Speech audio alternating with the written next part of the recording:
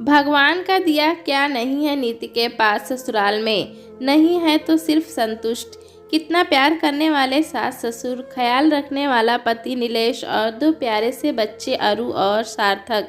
अरु यूकेजी में पढ़ती है और सार्थक अभी 2.5 साल का ही है। उसके ससुर प्राइमरी स्कूल में टीचर थे जो रिटायर हो चुके हैं और नीलेश बैंक में नौकरी करता है। गाजियाबाद में उनका अपना घर है। अभी 1 साल पहले उसकी छोटी बहन की शादी हुई। उसका पति नोएडा एक कंपनी में सॉफ्टवेयर इंजीनियर है। वो खुद भी उसी के साथ उस कंपनी में नौकरी करती है। उसकी ससुराल के ठाट बाट देखकर उसे बहुत जलन होती है। वो अक्सर अपने माता पिता को इस बात के लिए ताना देती रहती है कि आपने मेरे लिए ऐसा गरीब ससुराल क्यों ढूंढा, और अपनी किस्मत को कोसती रहती है। आज भी जब उसकी मम्मी ने उसे फ़ोन किया तो वो यही सब बातें दोहरा रही थी। तब उसकी मम्मी उसे समझाते हुए कहती हैं, देखो नीति बेटा, जो कुछ तुम्हें मिला है उसकी अहमियत समझो। क्या कमी है तुम्हारे ससुराल में? शादी से पहले तुम भी बैंक में अच्छे पद पर थी। तुम्हारा खुद का फैसला था नौकरी ना करना। तुम्हारे घर में कभी किसी ने किसी बात के लिए तुम पर बंदिशें नहीं लगाई है। नीलेश भी कितना प्यार करता है तुमसे। सब कुछ तो है तुम्हारे पास, इच्छाओं का क्या है? सॉरी तो किसी की भी पूरी नहीं होती। लेकिन उसे अपनी मम्मी की समझाई हुई बातें बिल्कुल समझ में नहीं आ रही थी। उसने गुस्से में फ़ोन काट दिया। 2 दिन बाद नीति का जन्मदिन था। उसने उपहार में अपने पति से सोने की चैन की डिमांड की थी, लेकिन नीलेश ने उसे उपहार में पायल लाकर दी थी। इसी बात पर वो नीलेश पर भड़क गई। फिर भी नीलेश ने उसे प्यार से समझाते हुए कहा, देखो नीति, तुम तो जानती हो पिछले महीने ही पापा की आंखों का ऑपरेशन हुआ था, जिसमें काफ़ी पैसे लग गए थे। मैं तुमसे वादा करता हूँ 2-3 महीने बाद मैं तुम्हारी चैन ज़रूर बनवा कर दूंगा। इस पर वो कहती है, हाँ हाँ, तुम्हारे पास सबके लिए पैसे आ जाते हैं, केवल मेरे लिए ही पैसे नहीं आते। कल से मैं भी नौकरी पर जाया करूँगी और मुझे तुम्हारी किसी चीज़ की ज़रूरत नहीं। न जाने मेरे माँ बाप ने ही यहाँ पर क्या देखकर मेरी शादी की, मेरी किस्मत ही फूट गई। अपने सभी अरमान घोटती आई हूँ शादी के बाद।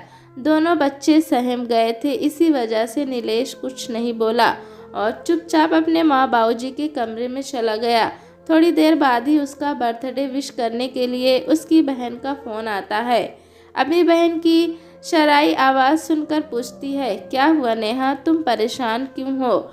अपनी बड़ी बहन की आवाज़ सुनकर नेहा फूट फूट कर रोने लगती है, लेकिन बात को टालने की कोशिश करती है और इधर उधर की बातें करके थोड़ी देर बाद फ़ोन रख देती है। नीति अपने सास ससुर से पूछकर अगले ही दिन संडे होने की वजह से उसके घर नोएडा चली जाती है। उसे देखकर वो बहुत खुश होती है। थोड़ी देर बाद दोनों बहनें अकेली होती हैं। तब वो अपनी बहन से उसके रोने का कारण पूछती हुई कहती है, नेहा, तेरे पास ऐशो आराम के सभी साधन हैं, तुझे क्या परेशानी है? तुम दोनों भी कंपनी में अच्छे पैकेज पर लगे हुए हो, तो इतने बड़े शहर में इतना बड़ा मकान तुम्हें मेरी तरह मन मार कर तो नहीं रहना पड़ता। तब नेहा कहती है, दीदी, दूर दूर के ढोल सुहावने लगते हैं, जो दिखाई देता है वो सब कुछ सही नहीं होता। कल आपका जन्मदिन था, इसीलिए मैंने आपसे कुछ बताना नहीं चाहा। मेरे पति में आपके पति जैसा कोई गुण नहीं। जीजा जी आपका कितना सम्मान करते हैं। कभी ऊंची आवाज़ में तो आपसे बात तक नहीं की, लेकिन मैं तो छोटी छोटी बातों में मुझे नीचा दिखाते रहते हैं। एक दिन तो उन्होंने मुझ पर हाथ भी उठाने की कोशिश की।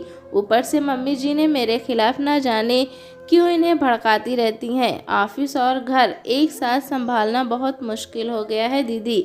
आए दिन शराब के नशे में घर आते हैं। यही इस अमीर घर की खोखली सच्चाई है। मैंने हर संभव कोशिश की अपनी गृहस्थी को बचाने की, लेकिन अब मैंने फैसला कर लिया है कि इस आदमी के साथ नहीं रहूंगी। आज मैंने मम्मी पापा को भी इस बारे में सब कुछ बता दिया है। उन्होंने भी मुझसे यही कहा कि अपने आत्मसम्मान के साथ कभी समझौता मत करना। तेरा घर हमेशा तेरे लिए खुला है बेटा।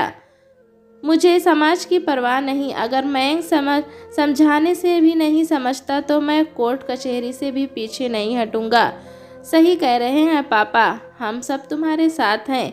तुम्हें किसी तरह से चिंता करने की कोई ज़रूरत नहीं। आत्मसम्मान से बड़ा कुछ भी नहीं। अपनी बहन को दिलासा देकर वो अपने घर वापस लौट जाती। वहाँ जाकर देखती है तो उसकी मेड कमला रोते हुए मिलती है और उसकी सास प्यार से उसका सर सहलाती रहती हैं। पूछने पर वह बताती है, दीदी, अपने काम करने के पैसे अपने बच्चों की फीस देने के लिए मैंने अपने पति से छुपा कर रखे थे। वो पैसे सारे मेरे पति ने छीन लिए और शराब पीकर आ गया और मुझे मार पीट कर घर से निकाल दिया। कमला की आंख भी सूजी हुई थी। नीति की सास ने उसे बच्चों की फीस के पैसे दिए और कहा, ये पैसे मैं तेरी तनख्वाह में से नहीं काटूंगी और तुझे ऐसे आदमी की शिकायत पुलिस में ज़रूर करनी चाहिए ताकि उसे सबक मिल सके। कमला दीदी से कहती है, पिछले जन्म में आपने ज़रूर बहुत पुण्य किए होंगे जो भैया जैसा आपको पति मिला। किसी तरह का कोई ऐब नहीं है और हर रिश्ता कितनी अच्छी तरह निभाते हैं, कितना प्यार करते हैं आपसे। नीति कर्तव्य विमूढ़ सी सोच रही थी। मुझे भगवान ने बहुत कुछ दिया है, मैंने ही उसकी अहमियत नहीं समझी और हमेशा अपनी किस्मत को कोसती रही।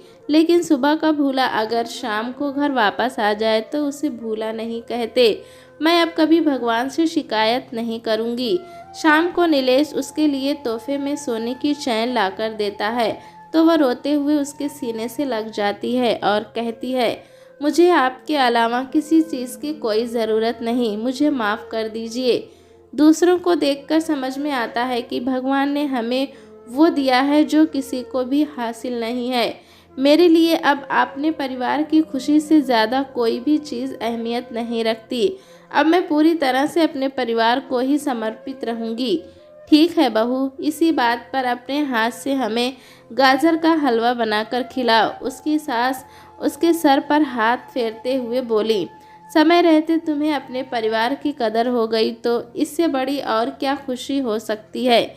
नीति अपनी सास के गले लग जाती है। सच में आज नया सवेरा हुआ था। दोस्तों, कहानी कैसी लगी हमें कमेंट में ज़रूर बताएं। चैनल पे नए हैं तो एक लाइक और सब्सक्राइब करना ना भूलें।